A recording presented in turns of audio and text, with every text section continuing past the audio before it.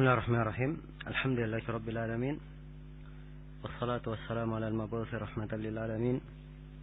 Nabiyina Muhammad wa ala alihi wa sahbihi wa man tabi'ahum bi ihsanin ila yaumiddin. Amma ba'd.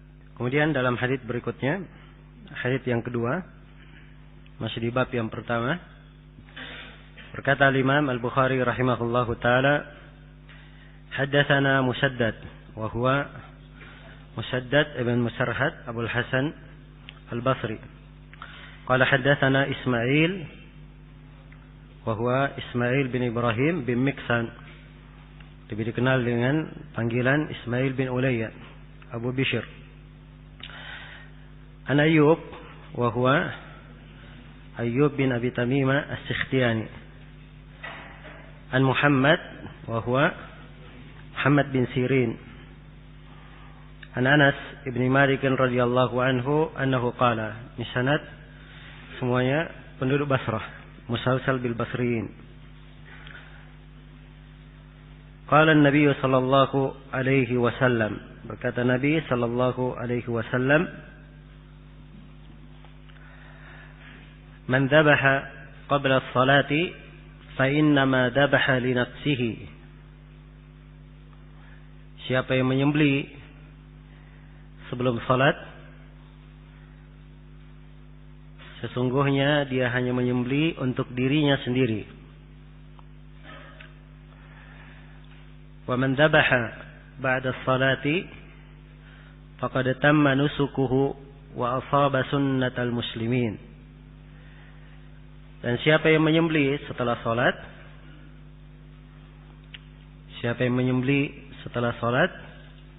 maka telah sempurna nusuknya, penyembelihannya, dan dia telah mencocoki sunnah kaum muslimin. Ya. Sisi pendalilan Al-Bukhari rahimahullah dari hadits ini, kalimat wa asaba sunnatal muslimin. Ia telah mencocoki sunnah kaum muslimin. Telah kita terangkan bahwa kata sunnah itu penggunanya umum. Dia kadang digunakan untuk bermakna Islam itu sendiri. Jadi kalau dikatakan sunnatul muslimin, maksudnya sesuai dengan syariat Islam. Dibangun di atas makna ini, maka kata sunnah kadang dia bermakna wajib dan kadang bermakna nadab. Sunnah yang dimaklumi, hukum di bawah apa? Hukum di bawah wajib. Iya. Jadi kadang dia wajib, kadang dia sunnah. Tetapi karena tidak ada dalil yang menunjukkan wajibnya, maka asalnya dia bermakna sunnah bukan wajib. Nah, ini maksud Imam Al-Bukhari rahimahullahu taala membawakannya. Dan di hadits ini sebagaimana hadits sebelumnya terdapat penjelasan bahwa waktu atau penyembelihan kurban itu terikat dengan waktu. Penyembelihan kurban terikat dengan waktu. Kapan disembelih di waktunya, maka sembelihannya adalah syah. Dianggap faqad tamma nusukuhu, telah sempurna penyembelihannya. Dan siapa yang menyembelihnya di luar daripada waktunya, maka dia tidak dianggap udhiyah, tidak lagi dianggap hewan kurban. Ya, kalau dia sembelih dengan menyebut nama Allah, berarti itu hanyalah daging yang dia makan untuk keluarganya, untuk dirinya sendiri, atau dia sembelih untuk dirinya sendiri. Tapi tidak dihitung sebagai nusuk, tidak dihitung sebagai udhiyah, hewan kurban. Iya. Kesimpulan dari hadits ini,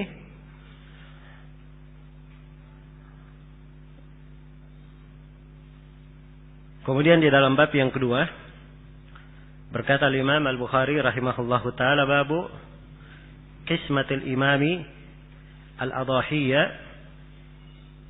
bainan nas. Bab seorang imam, seorang pemimpin membagi hewan-hewan kurban antara manusia. Membagi hewan kurban antara apa? Antara manusia. Iya. Di dalam bab ini Al-Bukhari rahimahullahu ta'ala menjelaskan dan ingin menekankan bahwa berkurban adalah sunnah yang sangat muakkadah. Ya. Karena disunnahkannya, seorang yang tidak memiliki kemampuan untuk berkurban, boleh bagi seorang penguasa membagikan untuk mereka hewan-hewan kurban agar supaya mereka berkurban. Agar supaya mereka apa? Berkurban. Jadi orang-orang yang tidak punya kemampuan berkurban, tidak mampu membeli hewan kurban, maka dibolehkan untuk penguasa dia membagi hewan kurban untuk orang-orang yang tidak punya hewan kurban. Setelah mereka diberi hewan kurban, maka mereka memakai hewan itu untuk berkurban, dijadikan sebagai hewan kurban mereka. Dan tentunya ini menunjukkan penekanan makna sunnahnya berkurban. Karena orang yang tidak punya saja oleh Nabi sallallahu alaihi wasallam diberi supaya dia berkurban. Diberi supaya apa? Dia berkurban. Iya. Yang menunjukkan bahwa berkurban itu adalah ibadah yang sangat agung dan penekanannya di dalam ibadah sangat ditekankan. Sangat ditekankan. Beliau membawakan di sini hadis, kata beliau haddatsana Mu'ad ibnu Fadalah. Qala haddatsana Hisham, yaitu Hisham ibnu Abi Abdullah Ad-Dustuwai, an Yahya dari Yahya, yaitu Yahya ibnu Abi Katsir. Nah, Yahya bin Abi Katsir mudallis. Sini dia pakai kataan, cuma ada masalah di riwayat Muslim dia memakai kata akhbarani. An Ba'jata Al-Juhani. Beliau Ba'jah ibn Abdullah Al-Juhani, seorang tabi'i ma'ruf, dan dia tidak memiliki riwayat di Sahih Bukhari kecuali tempat ini saja. An Uqbah ibn Amir, dari Uqbah ibn Amir. Kalau di Sahih Muslim, anna Uqbah bin Amir akhbarahu. Iya. An Uqbah bin Amir Al-Juhani radhiyallahu anhu annahu qala. Dari Uqbah bin Amir Al-Juhani, beliau berkata, qasama an-nabiy sallallahu alaihi wasallam baina ashabihi dhahaya. Nabi sallallahu alaihi wasallam membagi hewan-hewan kurban di antara para sahabatnya. Ya. Jadi maksudnya yang dibagi hewan kurban di sini, hewan kurban belum dipotong ya. Hewan kurban dibagi agar supaya para sahabat berkurban, begitu maksudnya. Ya, bukan artinya membagi dhahaya hewan kurban yang sudah dipotong, bukan itu ya. Tapi maksudnya di sini Rasulullah membagi hewan-hewan kurban di antara para sahabatnya. Fasarat li Uqbata jada'atun. Ya. Dan di hewan kurban itu Uqbah ibn Amir mendapatkan jatah jada'ah. Jada'ah ini penamaan untuk umur hewan. Penamaan untuk umur. Dia bukan sifat tertentu ya pada hewan. Misalnya sifatnya masih kecil atau giginya sudah jatuh atau belum jatuh. Bukan itu maksudnya. Tapi dia penamaan umur. Iya. Dalam umur hewan itu, di dalam berkurban tidak boleh menyembelih hewan jadah kecuali pada kambing. Kambing hanya dibolehkan untuk domba saja. Untuk domba. Boleh di umur jadah. Umur jadah bagi domba itu paling sedikitnya 6 bulan. Dia sudah masuk ke bulan ke-7. Iya. Tapi untuk kambing, sapi dan unta tidak boleh umur jadah. Dia harus di umur as-sani. Karena itu kambing selain domba paling minimal umurnya setahun, masuk tahun kedua, Untuk sapi paling minimal umurnya 2 tahun masuk tahun ketiga. Dan untuk unta paling minimal umurnya 5 tahun masuk tahun ke-6. Iya. Jadi sekarang Uqbah mendapatkan bagian hewan kurban jada'ah, belum cukup umur. Belum cukup apa? Umur. Fakultu ya Rasulullah, sarat li jada'atun. Maka saya berkata, wahai Rasulullah, saya hanya mendapatkan jada'ah. Hanya mendapatkan jada'ah. Kata Nabi, dhahi biha. Kata beliau, berkurbanlah kamu dengannya. Iya. Ini kalimat berkurbanlah kamu dengannya dijadikan dalil oleh sebagian para ulama bahwa hadits Jabir di Sahih Muslim, la tadbahu illa musinnah, illa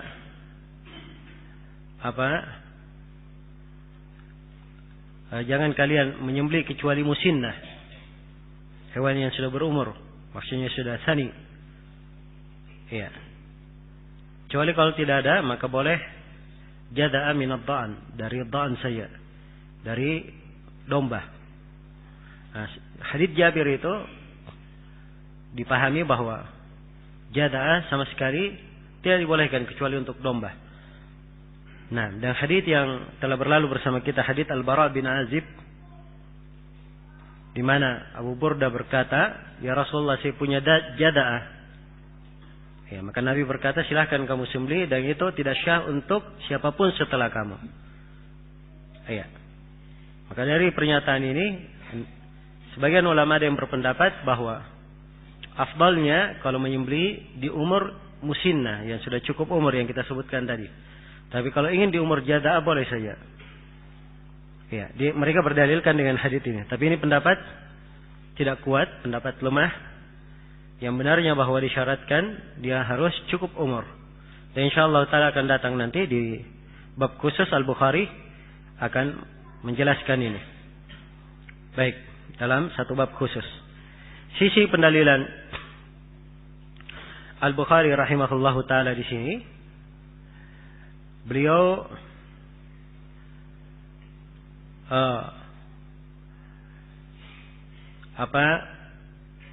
ingin menjelaskan bahwa dibolehkan seorang pemimpin itu membagi hewan-hewan kurban kepada orang lain, kepada rakyatnya, yang kemudian mereka melakukan kurban, berudhiyah dengan hewan kurban yang mereka dapatkan hasil pembagian. Dan ini saya terangkan tadi bahwa ya, beliau datangkan di bab ini untuk menekankan makna sunnah sunnahnya berkurban itu. Dan hadits ini juga ada di dalamnya dalil bahwa orang lain boleh berkurban dari hasil pemberian. Dia boleh berkurban dari hewan kurban yang diberikan untuknya. Ya, saya misalnya, saya tidak punya hewan kurban, tapi ada yang memberi saya kambing, kemudian saya pakai sebagai hewan kurban. Maka itu adalah hal yang diperbolehkan. Hal yang diperbolehkan karena para sahabat berkurban dari hewan kurban yang diberikan oleh Nabi sallallahu alaihi wasallam.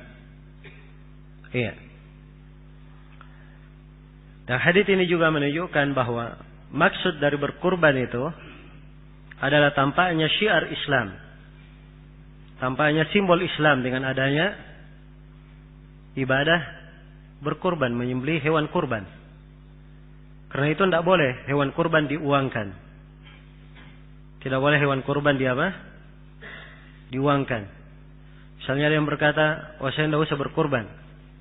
Ya, harga kambingnya 1 ekor. Kalau kambing kecil 1.100.000. Ya, kalau sedang 1,4, kalau jumbo 1,6 misalnya. Oh saya beli saja 1,6, ini saya sedekahkan. Jelas ya, saya tidak usah berkurban. Ya. Apakah ini dibolehkan? Jawabannya, itu tidak syah sebagai hewan kurban. Itu hanya dihitung sedekah biasa. Ya, dan ingat ya, maksud dari kurban itu banyak hal, sebagaimana yang telah kita terangkan. Karena itu tidak cukup. Tidak boleh diwakili dengan sedekah. Tidak boleh diwakili dengan apa? Dengan sedekah. Iya. Dan hadits ini juga terdapat di dalamnya dalil bahwa berkurban itu adalah di tempat orang yang ingin berkurban saja. Kalau ada yang ingin berkurban, dia di tempatnya. Iya. Dan memindah hewan kurban di luar tempat tinggalnya, itu bukan hal yang ada tuntunannya, kecuali kalau ada maslahat yang besar. Misalnya di tempat itu sudah orang mampu semua, ya, tidak ada yang perlu misalnya, maka boleh saja dia pindah ke tempat lain. Jelas ya? Kalau ada maslahatnya. Nah, karena itu banyak dari ulama kita mengingkari sebagian dari lembaga-lembaga keislaman yang mengumpulkan dana kurban kemudian disalurkan ke tempat-tempat lain. Ya, sebab ini hal yang tidak disyariatkan. Kurban itu di tempat orang yang berkurban. Ya, karena yang dimaksudkan dia menampakkan syiar Islam. Akan datang nanti bahwa Nabi sallallahu alaihi wasallam berkurban, beliau sendiri yang menyembelihnya. Beliau sendiri yang menyembelihnya. Dan juga akan datang diterangkan bahwa orang yang berkurban dia juga disyariatkan makan dari apa? Hewan kurbannya. Kalau dia menyembelih di tempat lain, bagaimana caranya dia makan? Dari hewan kurbannya. Kecuali kalau dia ridha, dia ingin menyerahkan seluruhnya. Misalnya dia berada di satu tempat, dia di tempatnya dia menyembelih, ya, seekor kambing, dan dia sendiri merasa ada kecukupan, ya, masih ada sisa makanan, dan dia anggap tetangganya dan orang-orang yang miskin lebih perlu, maka ini adalah hal yang baik, tidak ada masalah. Iya, tidak ada masalah. Tapi kalau dia makan, Rasulullah SAW juga makan dari hewan kurbannya, dan para sahabat juga makan dari hewan kurban mereka. Sedang mereka adalah orang-orang yang paling bersemangat berbuat kebaikan, paling dermawan kepada manusia. Paling dermawan kepada manusia. Bersama dengan itu mereka juga makan. Iya. Mereka juga makan dari hewan kurban. Baik.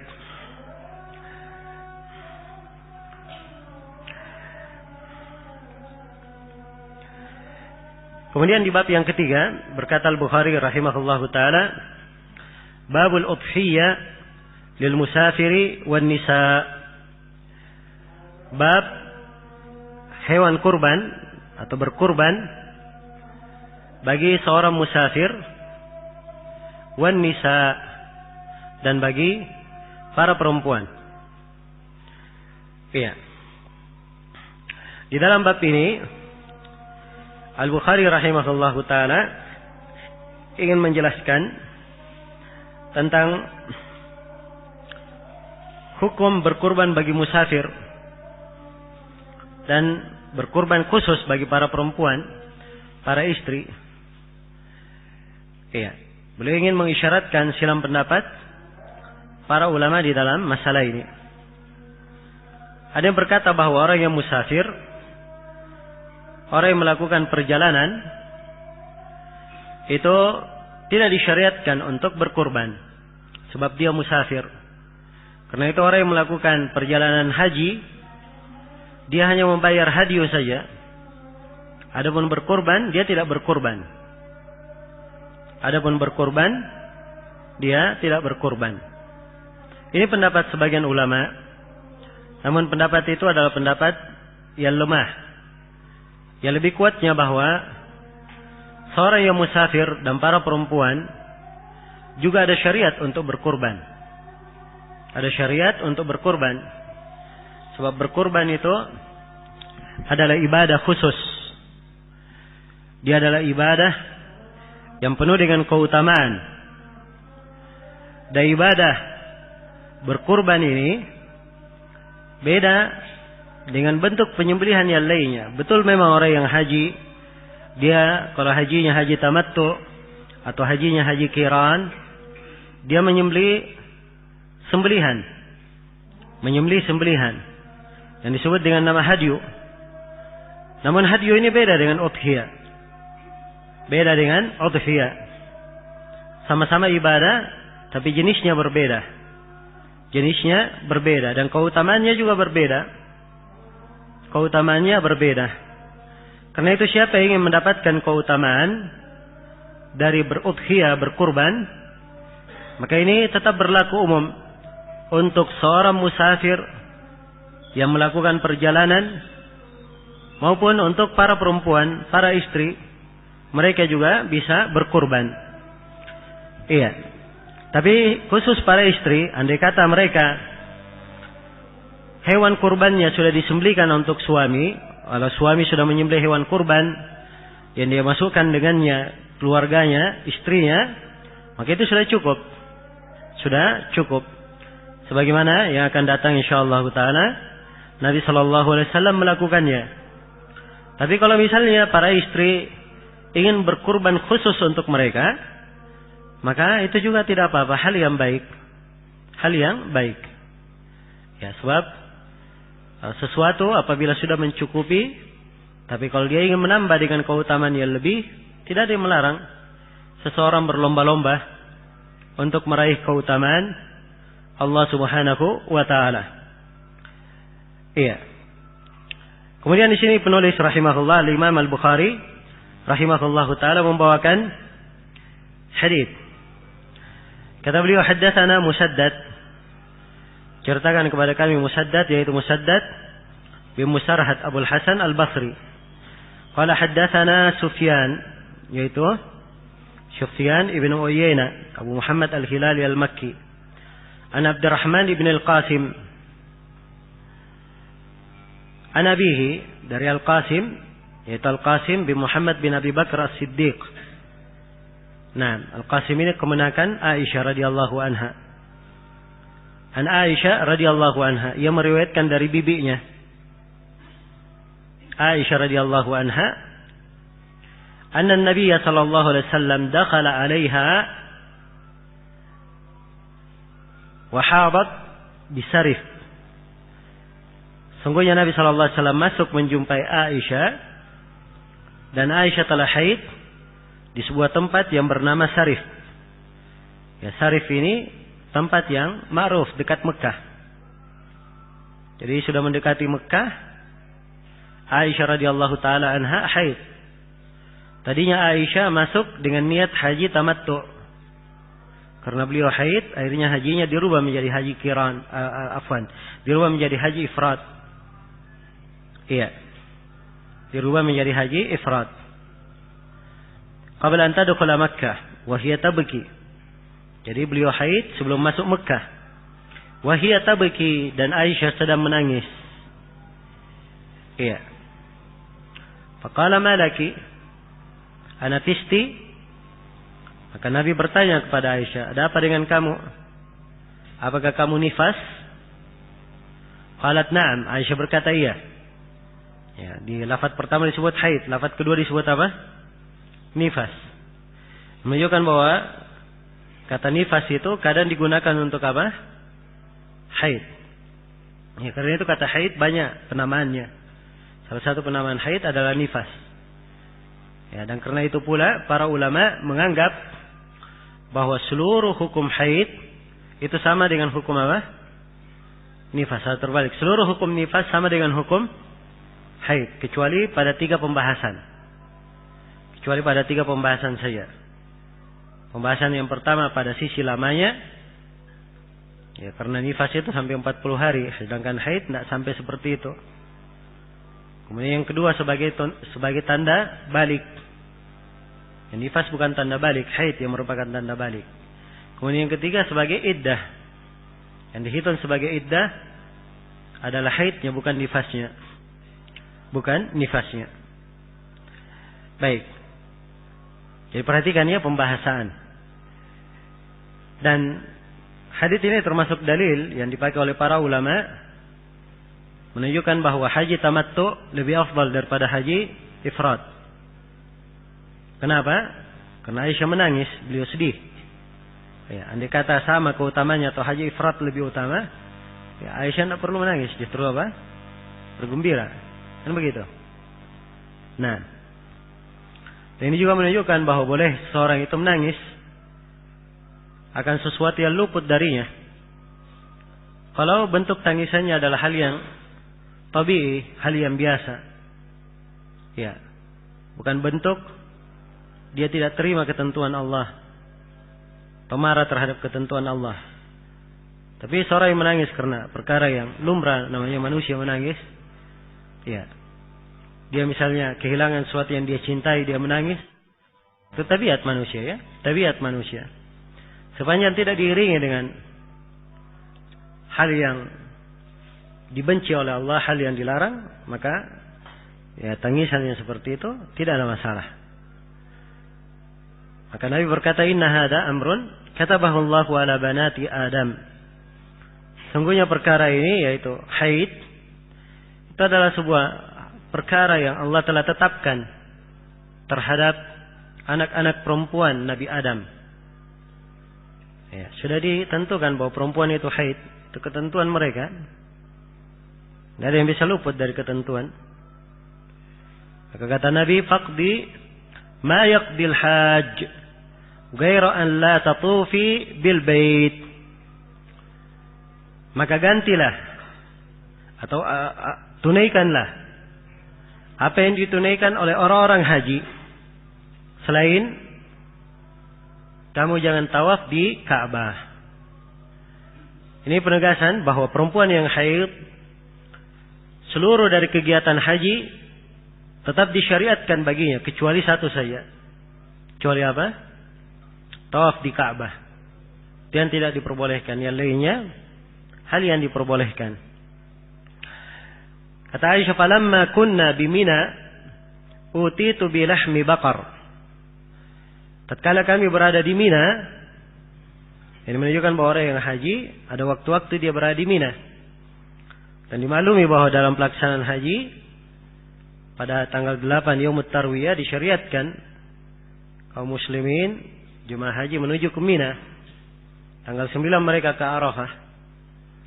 Setelah itu malamnya bermalam di Musdalifah. Dan tanggal 10-nya menuju ke Mina melempar jamrah. Kemudian ke Mekah melakukan tawaf ifadah dan sa'i. Kalau sebelumnya dia cukur dan menyembelih, maka itu hal yang bagus. Setelah itu dia kembali ke Mina, bermalam di Mina sampai afdalnya sampai tanggal 13. Afdalnya. Kalau dia ingin sampai tanggal 12, tidak apa-apa. Dengan syarat dia meninggalkan kota Mina sebelum matahari terbenam di tanggal 12. Iya, jadi Mina ada keterkaitan dengan pelaksanaan ibadah haji. Kata Aisyah, tatkala kami berada di Mina, utitu bilahmi bakar. Maka saya didatangkan dengan daging apa? Daging sapi. Ini menunjukkan ya bahwa penyembelihan itu mereka melakukannya di Mina ketika berada di Mina. Dan ini termasuk kekeliruan di musim haji. Orang-orang yang menyembelih sebelum apa ke Mina. Orang yang menyembelih sebelum ke Mina. Dan ini termasuk kekeliruan. Iya. Kata Aisyah, saya didatangkan kepadaku daging sapi. Fakultu ma hada? Maka saya bertanya, daging apakah ini? Qalu, mereka yang membawa itu menjawab, bahha Rasulullah sallallahu alaihi wasallam an azwajihi bil baqar. Rasulullah sallallahu alaihi wasallam menyembelih sapi untuk istri-istrinya. Iya. Baik. Hadits ini sisi pendalilan Al-Bukhari menunjukkan bolehnya musafir dan perempuan berudhiyah.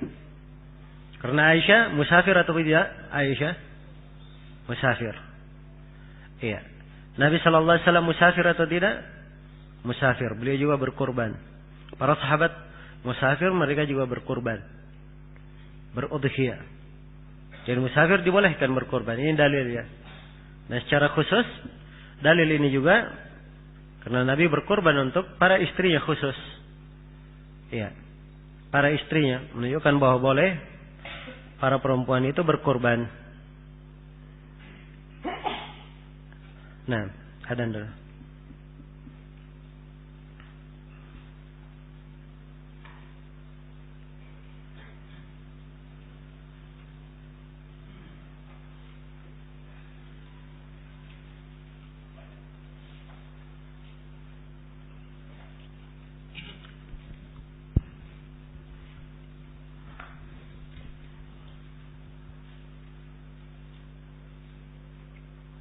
Allahu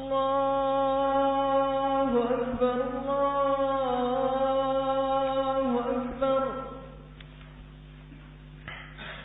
Allahu Akbar, Allahu Akbar. Asyhadu an la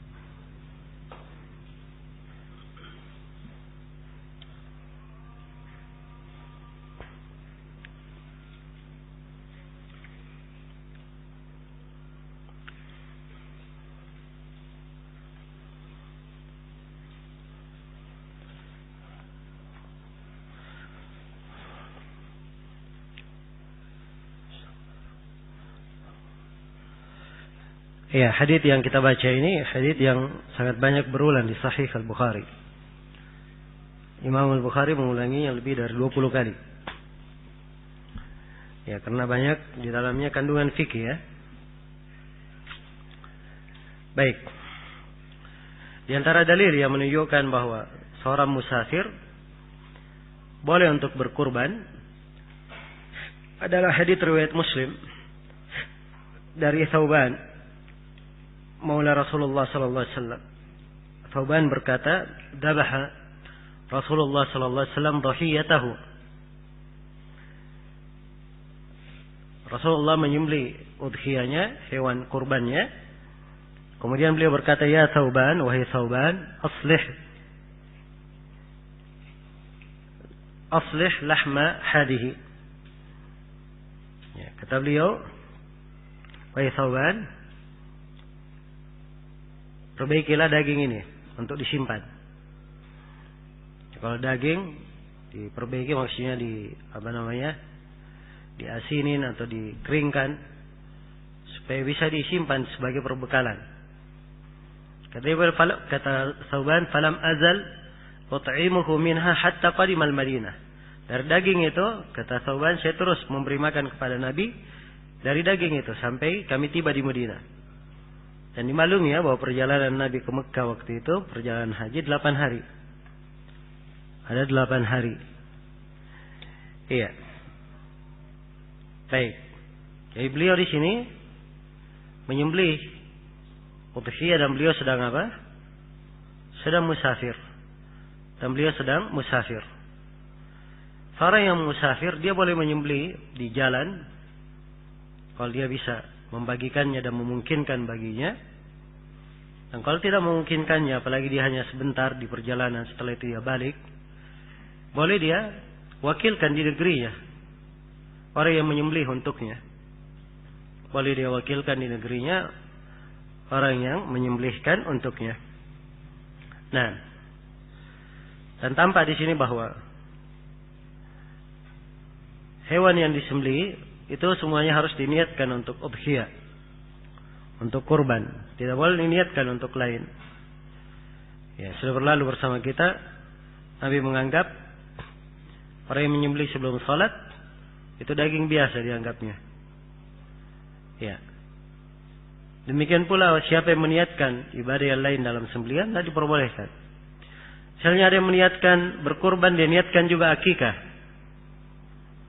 Ya, dia berkurban, dia niatkan juga apa? Akikah.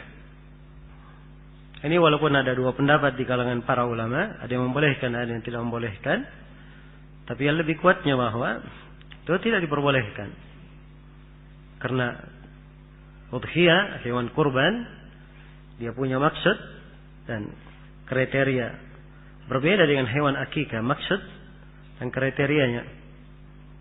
Karena itu dia dua ibadah yang berbeda jenisnya dan maksudnya. Tidak bisa digabungkan. Tidak bisa digabungkan. Iya.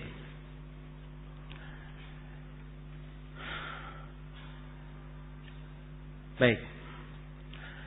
Kemudian di bab yang keempat, kata Al-Bukhari rahimahullah, babu ma yushtaha minal lahmi yawman nahar.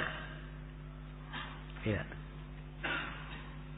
Bab tentang seorang itu berselera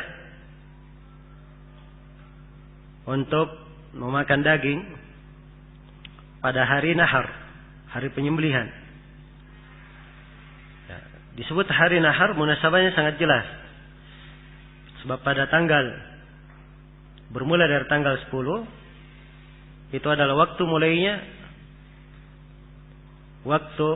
mulai pensyariatan untuk menyembelih.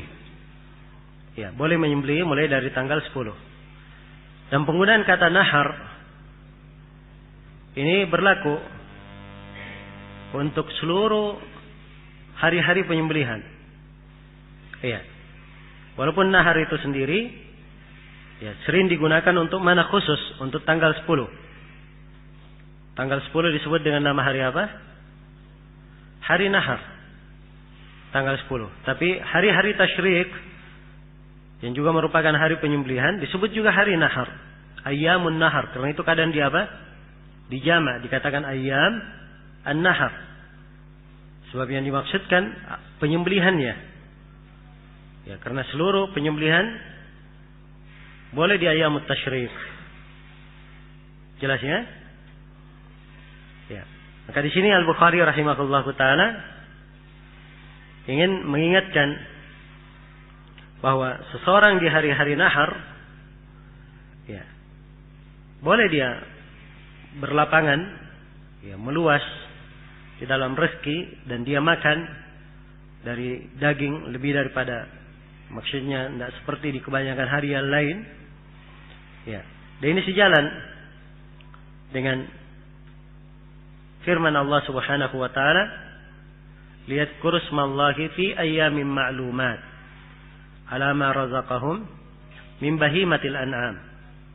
Supaya mereka mengingat Allah Subhanahu wa taala pada hari-hari yang telah dimaklumi terhadap rezeki yang Allah berikan kepada mereka. Terhadap rezeki yang Allah berikan kepada mereka. Kemudian kata beliau rahimahullah, haddatsana Sadaqah. Ini Sadaqah nama ya. Nama ayahnya Al-Fadl, Sadaqah ibn Al-Fadl. Qala akhbarana Ibnu Ulayya. Siapa tadi Ibnu Ulayya? Ismail bin Ibrahim bin Maksan, Abu Bishr. An Ayyub bin Abi Tamimah. An Ibn Sirin wa huwa Muhammad bin Sirin. An Anas bin Malik radhiyallahu anhu annahu qala qala an-nabiy sallallahu alaihi wasallam yawm an-nahr. Nabi sallallahu alaihi wasallam berkata pada hari nahar. Ini hari nahar berarti tanggal berapa? Tanggal 10 di sini. Iya. Man kana dhabaha qabla as-salati falyu'id. Siapa yang menyembelih sebelum salat, maka hendaknya dia ulangi. Hendaknya dia ulangi. Iya. Faqama rajulun, maka seorang lelaki berdiri. Ya, telah berlalu ya di riwayat Al-Bara bahwa yang berdiri ini siapa namanya? Abu Burdah. Faqala ya Rasulullah, inna hadha yaumun yushtaha fihi al-lahm wa dzakara jiranah. Ya, dia sebutkan udurnya kenapa disembelih sebelum salat. Dia berkata, ya Rasulullah, sungguhnya hari ini adalah hari yang seorang itu berselera memakan daging. Dan dia menyebut tetangganya. Ya, jadi rupanya beliau ini menyembelih sebelum salat karena dia lihat tetangganya sudah perlu daging. Maka dia sangka boleh menyembelih sebelum salat. Hewan kurbannya pun dia sembelih sebelum apa? Sebelum salat. Dan di sini kita lihat ya bagaimana besarnya kedermawanan para sahabat dan perhatian mereka terhadap para tetangga mereka, dan juga bagaimana kebiasaan mereka di hari nahar itu, di hari Idul Adha itu, mereka memberikan kelapangan kepada keluarga, tetangga, dan orang-orang di sekitarnya. Ada kelapangan. Iya. Wa dzakara jirana, dia sebut tetangganya. Ya, tapi karena sudah terlanjur dan itu dianggap oleh Nabi tidak syah, hendaknya diulangi. Kata beliau, wa indi, kata orang ini, wa indi jada'atun khairun min syatai lahmin. Tapi saya punya kambing jadah. Ya, untuk jadi hewan kurban tidak cukup umur. Tapi kambing jadahnya ini besar. Nah, kalau dibanding dengan 2 kambing yang disembelih untuk diambil dagingnya, kambingnya ini lebih besar. Tapi belum cukup umur. Iya. Jelas ya? Nah, ini juga menunjukkan kepada kita bahwa para sahabat mereka punya fikih tentang umur hewan. Ya, kalau mau berkurban dia tanya umurnya, tahu tentang umur. Karena itu tatkala Nabi berkata ulangi, itu tidak syah karena sebelum sholat harus diulangi, maka mereka langsung menyampaikan, saya hanya punya kambing tapi belum cukup umur. Ya, ini menunjukkan bahwa mereka punya fikih tentang umur. Ya, dan ini berbeda ya dengan sebagian orang. Ya, masya Allah, punya semangat ingin berkurban. Ya, tapi asal beli saja. Asal apa? Pergi beli saja. Ya, lihat kambingnya, oh ini kambing, beli saja. Berapa harganya ini? Oh ini harganya 600.000. Oh masya Allah, murah sekali.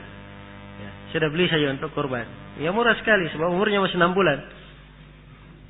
Ya. Jelas ya? Belum cukup umur.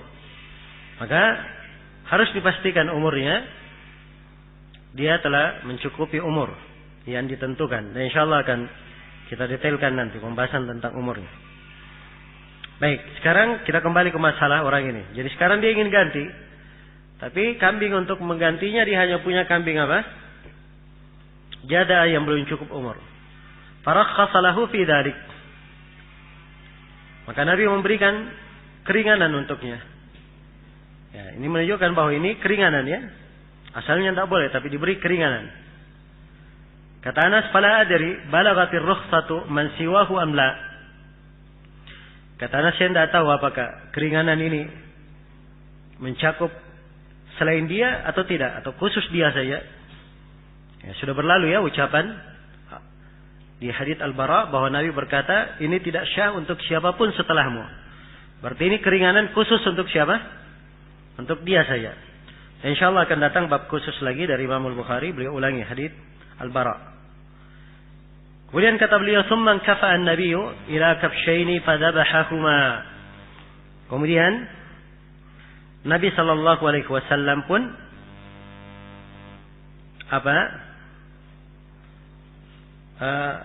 condong kepada atau mengarah kepada kedua kambing beliau, lalu beliau menyembelih kedua kambingnya.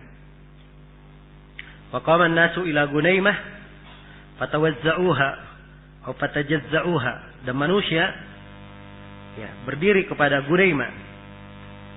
Gunaimah ini kumpulan kambing ya, tapi kumpulan yang tidak terlalu banyak. Ya, karena itu ditasghir Gunaimah. Fatawazza'uha, mereka pun saling membaginya. Nah, dan ini telah kita sebutkan ya.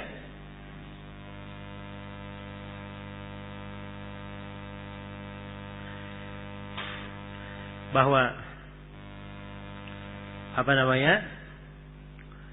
boleh seseorang itu untuk menyembelih kambing atau menyembelih kurban dari pemberian orang lain. Iya.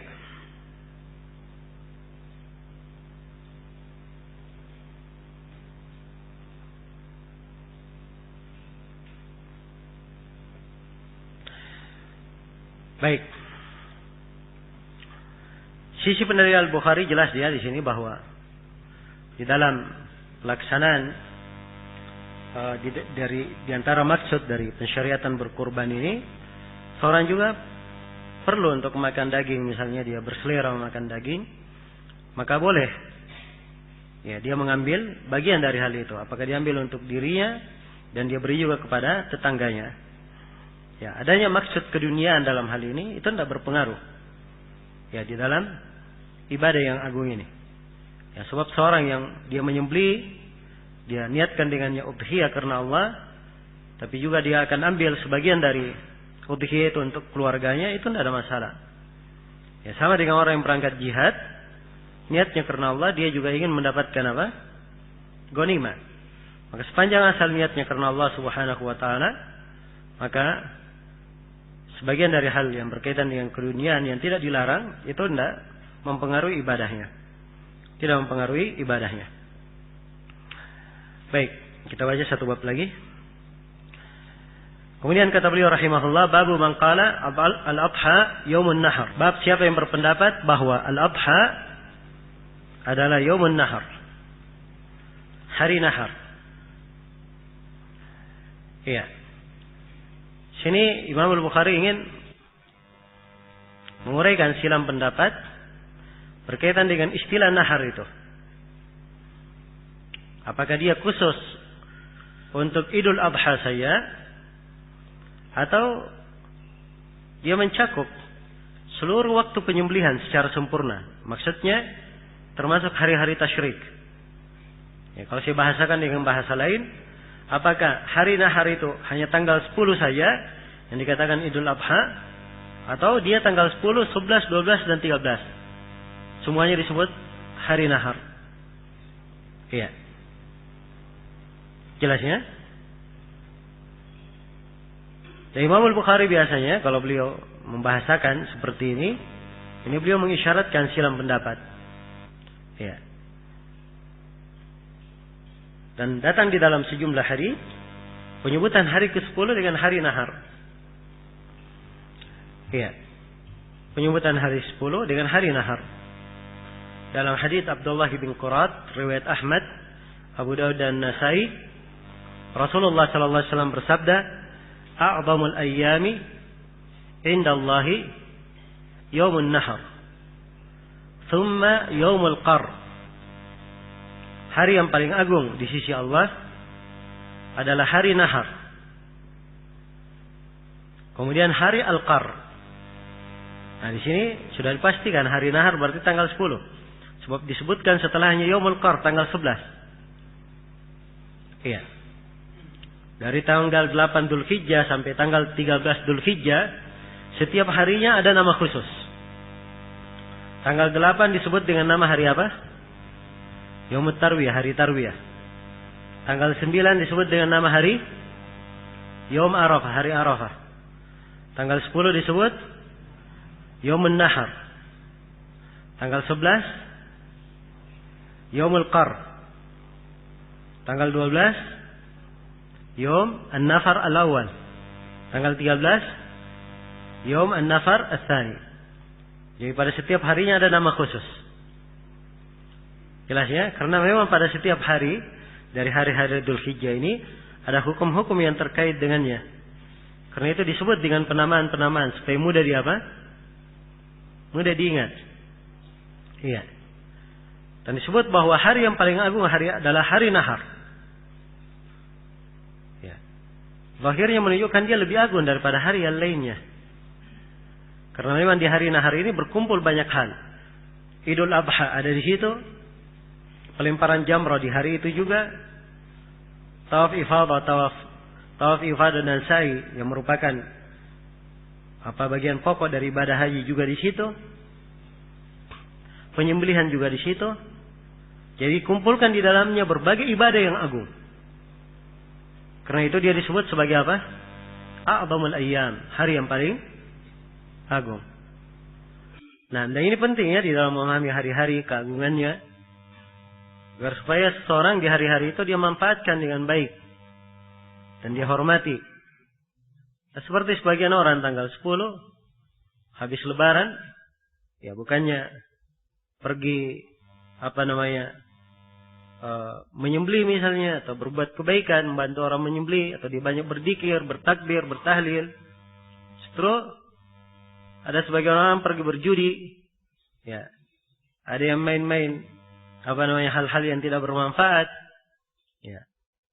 Ini keluar ya dari mana?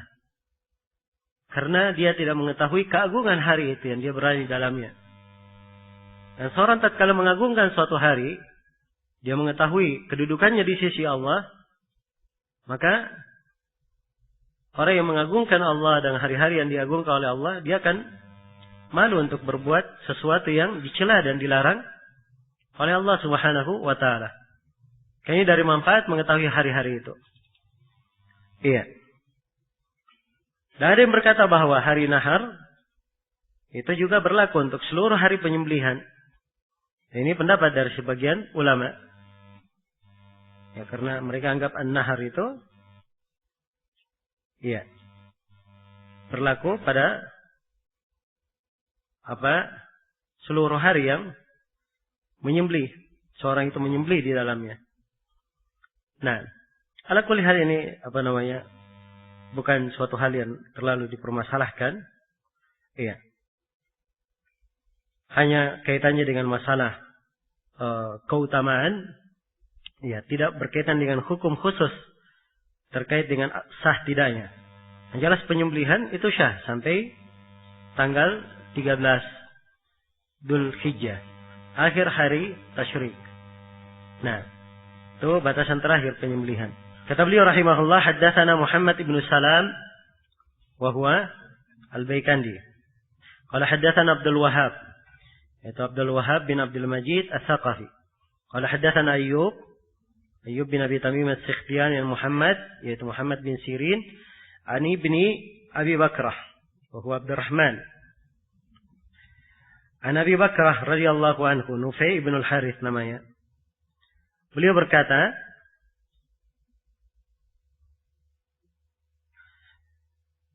Ani Nabi sallallahu alaihi wasallam, dari Nabi sallallahu alaihi wasallam, annahu qala, Nabi sallallahu alaihi wasallam bersabda, Inna az-zamana qad istadara. Sungguhnya masa itu telah berputar. Kahayati yauma khalaqallahu as-samawati wal ard. Ya, seperti di hari diciptakannya langit dan bumi. As-sanatu 12 syahran. Nabi berkata, 1 tahun itu 12 bulan.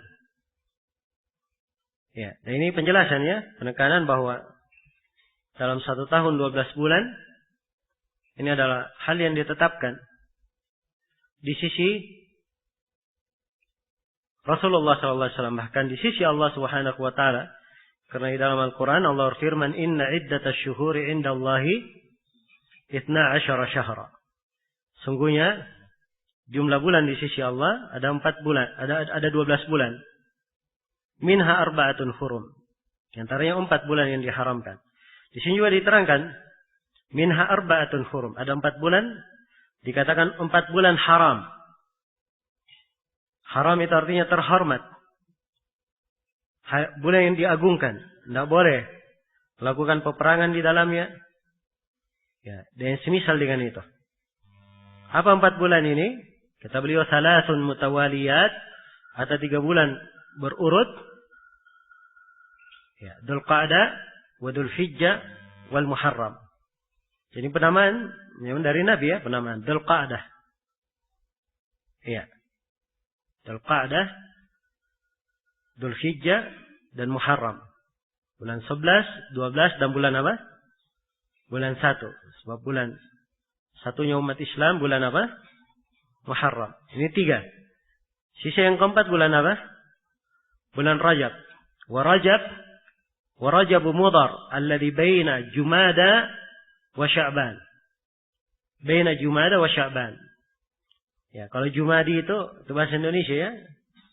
Jumadil Awal, Jumadil Tsani itu bahasa Indonesia. Kalau bahasa Arab dibilang Jumada. Jumadal Ula, Jumadal Tsani. Nah. Jadi Rajab ya, yang keempat bulan Rajab. Rajab itu terletak antara bulan apa? Jumada Ats-Tsaniyah dan Sya'ban. Iya. Dan Sya'ban. Baik. Berarti bulan berapa itu Rajab? Bulan berapa? Ramadan bulan berapa? 9. Sebelum Ramadan Sya'ban. Sya'ban bulan berapa? 8. Sebelum Sya'ban Rajab. Ya berarti bulan 7. Ya baik. Kemudian Nabi berkata, "Ayu syahrin hada?" Bulan apakah ini? Ya. Jadi perhatikan ya kalau kita tengok hadits ini dengan konteks lengkapnya, tampak jelas kenapa sahabat itu tidak menjawab ketika ditanya. Bulan apa ini? Padahal kan menjawab bulan apa ini semuanya paham kan? Ya. Tapi tatkala Nabi menyebut nama bulan, 12 bulan, kemudian disebut 4 bulan yang diharamkan, setelah itu Nabi tanya, bulan apakah ini? Ya, para sahabat menyangka bahwa Nabi akan menyebut dengan nama lain, kan begitu? Karena itu sahabat diam. Ya, di sini katakan qulna Allah wa rasuluhu alam. Kami berkata Allah dan Rasulnya lebih tahu. Fasakata hatta dhananna annahu sayusammihi bighairi ismihi. Maka beliau diam hingga kami menyangka bahwa Nabi akan menyebut bulan Dzulhijjah selain daripada namanya. Qala alaysa Dzulhijjah? Dan Nabi berkata, bukankah ini bulan Dzulhijjah? Qulna bala. Kami menjawab, ya betul. Qala ayyu baladin hada? Kemudian Nabi bertanya, negeri apakah ini? Qulna Allah wa rasuluhu alam. Fasakat hatta dhananna annahu sayusammihi bighairi ismihi. Beliau pun diam sampai kami menyangka bahwa beliau akan menyebut nama bulan menyebut nama Mekah ini selain daripada namanya. Qala alaysal balda? Maksudnya bukankah negeri ini, maksudnya negeri Mekah, pakai alif lam ya, lil ahad. Ad-dzikri maksudnya negeri Mekah. Qulna lil ahad dihni yang sudah berada di Mekah. Qulna bala. Kami berkata iya, betul dia negeri Mekah. Fa ayyu yawmin hada? Maka Nabi bertanya lagi, hari apakah ini? Qulna Allah wa rasuluhu alam. Kami menjawab Allah dan Rasulnya lebih tahu. Fasakat, beliau pun diam. Hatta dhananna annahu sayusammihi bighairi ismihi. Hingga kami menyangka bahwa beliau akan menyebutnya dengan selain namanya. Qala alaysa yauman nahar? Karena Nabi berkata, bukankah ini hari nahar? Ini dalilnya ya, sisi penilaian Al-Bukhari di sini. Hari Adha disebut dengan hari apa? Yaumun nahar. Sebab Nabi berdiri khutbah. Dan ini tepatnya di tanggal berapa? Tanggal 10. Inilah Idul Adha. Qulna bala, kami menjawab. Kami berkata, betul ya Rasulullah. Perhatikan uslub Nabi ya. Beliau menyampaikannya dengan bentuk pertanyaan.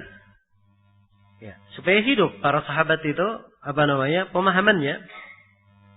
Dan Nabi akan menekankan sesuatu. Diingatkan dengan hal-hal yang membuat mereka perhatian dan serius. Begitu sudah di atas puncak keseriusan, Nabi menyampaikan sabdanya. Yang dibangun di atas penekanan. Iya. Dan ini dari uslub. Di dalam menyampaikan ilmu. Qala fa inna dima'akum wa amwalakum. Qala Muhammad wa ahsibuhu. Qala wa arabakum. Alaikum haram. Fa hurmati yawmikum hadha fi baladikum hadha fi syahrikum hadha. Kata beliau, sungguhnya darah-darah kalian, harta-harta kalian. Ya, dalam tambahan, dalam riwayat Muhammad Al-Bikandi, kata beliau menambah, dan saya menyangka bahwa ada tambahan, wa arabakum, dan kehormatan-kehormatan kalian, alaikum haram, adalah hal yang haram antara sama kalian. Maksudnya haram antara sama kalian, artinya adalah apa? Hal yang terhormat antara sama kalian. Darah itu harus dijaga, dihormatin, tidak boleh ditumpahkan. Iya. Sebab seorang muslim, darahnya terhadap muslim yang lain terjaga, terhormat. Ya, dan dosa yang paling besar, di antara dosa yang paling besar, seorang menumpahkan darah saudaranya. Iya. Dan Nabi telah mengingatkan, la yazalu ar-rajulu fi fushatin min dinihi ma lam yusib daman harama. Seorang lelaki itu akan terus berada dalam kelapangan agamanya sepanjang dia tidak pernah menyentuh darah yang diharamkan. Iya. Wa amwalakum, dan harta-harta kalian. Ini nas tegas bahwa harta antar sama muslim tidak boleh dilanggar. Hak saudara kita dihormati, tidak boleh diganggu dengan dicuri, dirampas, dihilangkan, dibakar, atau yang semisal dengannya. Harus dihormati. Wa arabakum, dan kehormatan kalian. Ya, apa yang merupakan kehormatannya dijaga. Iya. Tidak boleh digibahi, tidak boleh dilakukan namimah terhadapnya, dan seterusnya. Dihormati. Kahurmati yaumikum hada, seperti terhormatnya hari kalian ini. Ya. Hari An-Nahar, hari yang paling agung di sisi Allah. Demikian pula darah, harta, dan kehormatan kaum muslimin seperti itu, sangat agung di sisi Allah. Iya. Fi baladikum hada, di negeri kalian ini, negeri Mekah, negeri yang sangat dihormati. Hukum-hukum diberlakukan padanya, tidak boleh ada peperangan di Mekah. Tidak boleh ada pertumpahan darah. Bahkan sebagian dari pepohonannya tidak boleh dicabut. Tidak boleh diusir. Hewan yang ada di situ, hewan buruannya. Ya, dan selainnya dari hukum-hukum yang berada di Mekah. Negeri yang dihormati. Demikian pula, darah, harta, dan kehormatan kaum muslimin dihormati dan dihargai. Fi syahrikum hada, di bulan kalian ini, bulan Dzulhijjah, bulan yang diagungkan. Iya. Kemudian Nabi mengingatkan, wasatalqauna rabbakum fayas'alukum an a'malikum, dan kalian akan menjumpai Rabb kalian nanti, akan bertanya kepada kalian tentang amalan-amalan kalian. Ini menunjukkan bahwa di hari-hari agung seperti ini, di Idul Adha, hendaknya manusia diingatkan akan hari kemudian, hari dia akan kembali kepada Allah Subhanahu wa ta'ala. Ya, dan ini yang seharusnya, selayaknya dipegang oleh orang-orang yang melakukan khutbah Id, menyampaikan khutbah. Ada bentuk dari mengingatkan hari akhirat. Bagaimana manusia berkumpul di hari itu, mereka juga akan berkumpul kelak di kemudian hari di depan Allah Subhanahu wa ta'ala. Ya, dan mana ini ada ya di dalam hadits-hadits Nabi. Dan ini peringatan terhadap banyak orang di masa ini yang khutbah Id, ya, menyentuh tema-tema yang sebenarnya bukan pada tempatnya dan kadang tidak diperlukan oleh manusia. Iya. Allahul musta'an. Kemudian kata beliau, ala fala tarji'u ba'di dhullalan yadribu ba'dukum riqaba ba'd. Kata beliau, ingatlah, jangan kalian kembali setelahku sebagai orang-orang yang tersesat. Sebagian dari kalian memenggal sebagian leher yang lainnya. Iya. Maka perbuatan saling bunuh-membunuh ini adalah sebuah perbuatan dosa yang menyesatkan, mengeluarkan dari jalan lurus. Dan di sebagian riwayat disebut kufaran. Ya, disebut kufur sebab Nabi bersabda, sibabul muslimi fusukun wa qitaluhu kufrun. Mencela seorang muslim kefasikan dan membunuhnya adalah kekafiran. Disebut dengan nama kekafiran karena besarnya dosa. Kemudian Nabi bersabda, ala liyuballighi syahidul ghaib. Ingatlah, hendaknya orang yang menyaksikan sekarang ini menyampaikan kepada orang yang tidak hadir. Iya.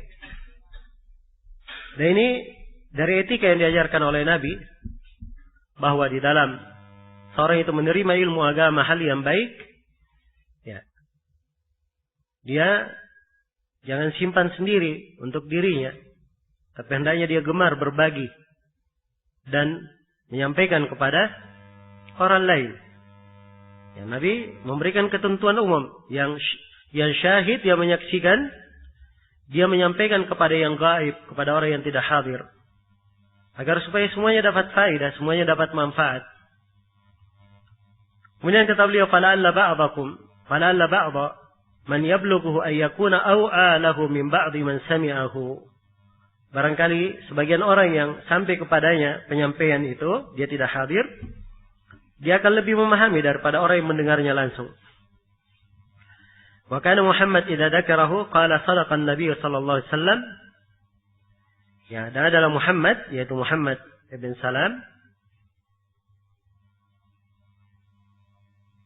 Sini ada kemungkinan Muhammad bin Sirin juga, ya. Coba kita lihat. Baik, Ibnu Sirin, ya. Ibnu Hajar menyebutkan Ibnu Sirin. Baik. Adalah Muhammad, yaitu Ibnu Sirin, apabila dia sebut hadits ini, dia berkata, sadaqan Nabi sallallahu alaihi wasallam, telah benar Nabi sallallahu alaihi wasallam. Tsumma qala, kemudian Nabi berkata, ala hal ballagtu? Wahai manusia, apakah saya sudah menyampaikan? Ya, ini menunjukkan bahwa tugas beliau adalah menyampaikan kepada manusia, dan kita mempersaksikan bahwa Rasulullah sallallahu alaihi wasallam telah menyampaikan segala hal yang Allah perintah kepada beliau untuk menyampaikannya. Ya, wallahu ta'ala alam. Baik, selesai ya bab yang kelima. Masih ada 11 bab lagi, insyaallah ta'ala kita baca pada pertemuan besok. Ya, dan seperti hari ini insyaallah ta'ala kita akan mulai pertemuan besok sore pada asar jam 4 sore insyaallah kita mulai.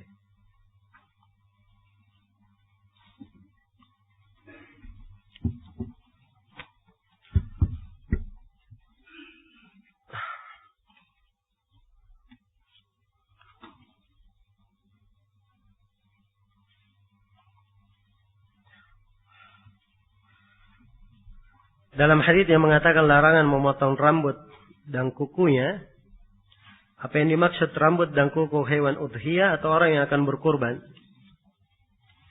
Ya, jawabannya adalah orang yang berkurban. Orang yang apa? Orang yang berkurban yang dimaksud. Ya. Jadi kalau ada misalnya mau menyembelih, dia ingin berkurban, maka sudah berniat. Ya, sekarang misalnya, kemarin dia belum berniat berkorban. Tapi mungkin hari ini dia mendengar pelajaran, bersemangat mau berkorban. Ya, baru berniat, maka mulai dari sekarang dia tidak boleh lagi memotong kuku dan rambutnya. Ya, nanti selesai disembelih kambingnya baru boleh dia memotong kuku atau mencabut atau rambutnya.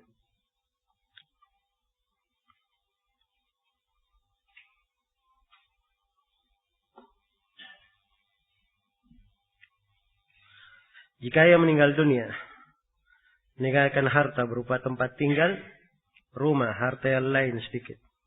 Ayah belum haji. Apakah ahli waris harus mengajikan ayah dengan harta tersebut sebelum harta itu dibagi? Ya, itu dari haknya masih mayit. Jadi sebelum harta itu dibagi, dikeluarkan dulu semua hal yang berkaitan dengan hak.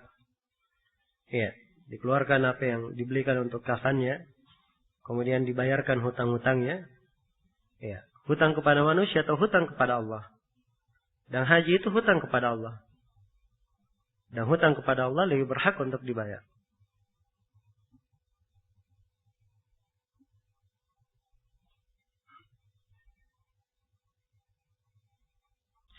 Bagaimana hukumnya jika kita memakan daging sembelihan orang yang tidak memiliki kitab? Seperti agama Buddha dan Hindu. Haram hukumnya, itu bangkai ya. Yang dibolehkan hanya ahlul kitab saja. So mereka menyembelih, kalau menyembelih di atas jalan ahlul kitab, mereka menyebut nama Allah. Kalau di atas jalan ahlul kitab. Adapun selain daripada itu dari ahli syirk, bukan ahlul kitab, kalau dia menyembelih itu bangkai.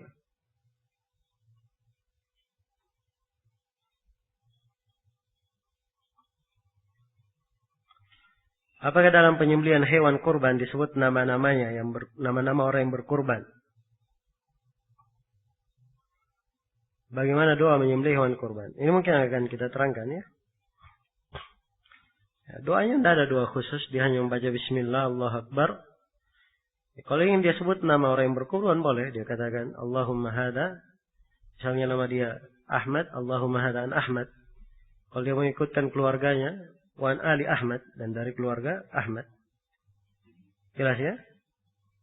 Kalau dia misalnya satu keluarga 7 orang, Ahmad, Muhammad, ya, apa namanya, Zaid, Amr, ya, istrinya Fatimah, Zainab, dia sebut semua ini untuk dia sebut satu-satu 7 orang, ya, tidak ada masalah disebut. Ya, jelas ya? Tapi kalau dia cukup untuk si fulan dan keluarganya itu sudah cukup.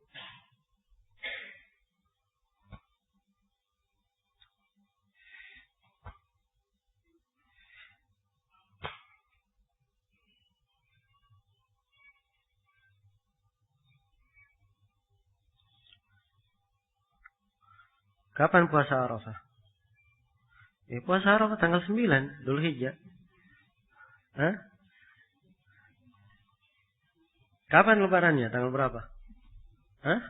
Hari Ahad kan? Ya, berarti tanggal 9, hari Sabtu nanti tanggal 9-nya. Ini tahun ini tidak ada silang pendapat kita? Hah? Sama semua? Ya, alhamdulillah. Iya. Apakah sujud syukur wajib menghadap kiblat?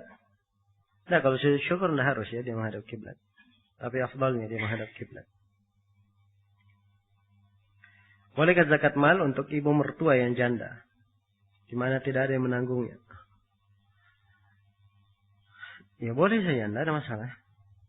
Kalau tidak ada yang menanggungnya dan dia nafkahnya juga bukan dia yang tanggung, tidak ada masalah, boleh ya kasih dari zakat. Bolehkah kurban diperuntukkan untuk anak yang belum balik? Boleh saja untuk anak belum balik, untuk yang dijaninnya, semuanya boleh kalau diperuntukkan. Yang penting disebut keluarganya. Ya, dan 1 ekor hewan yang disembelih oleh seorang itu cukup untuk dia dan apa? Keluarganya. Misalnya dia 1 orang punya 4 istri. Setiap istrinya punya 10 orang anak. Ya. Jadi dia semuanya satu keluarga 45 orang. Cukup 1 ekor kambing. Alhamdulillah. Ya.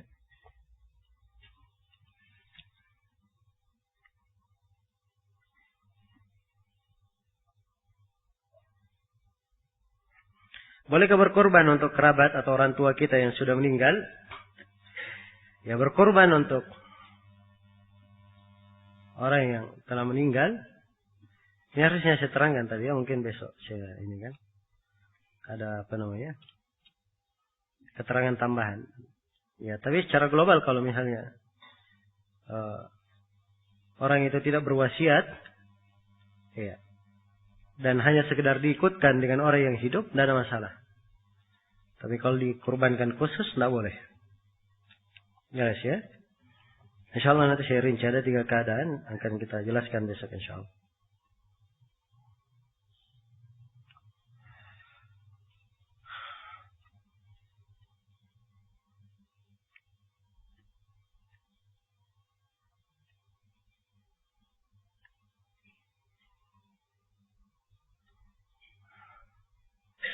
Bagaimana hukum membunuh Gam Aceh? Padahal dia juga muslim. Siapa yang suruh membunuh? Ya. Sudah tahu seorang muslim dibunuh lagi. Nah. Nggak boleh ya. Jangan masuk dalam urusan fitnah. Ada sebagian orang yang membunuh orang lain.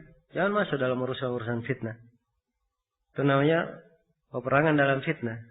Kewajibannya adalah dia menjaga tangannya. Iya. Banyak dulu di rumahnya. Kalau dia merasa tidak aman, dia pergi ke negeri lain. Bumi Allah luas. Ya, jangan dia tinggal di tempat yang bisa menjatuhkannya ke dalam hal yang diharamkan oleh Allah Subhanahu wa taala. Nah, subhanakallahumma bihamdik, asyhadu an la ilaha illa anta, astaghfiruka wa atubu ilaik.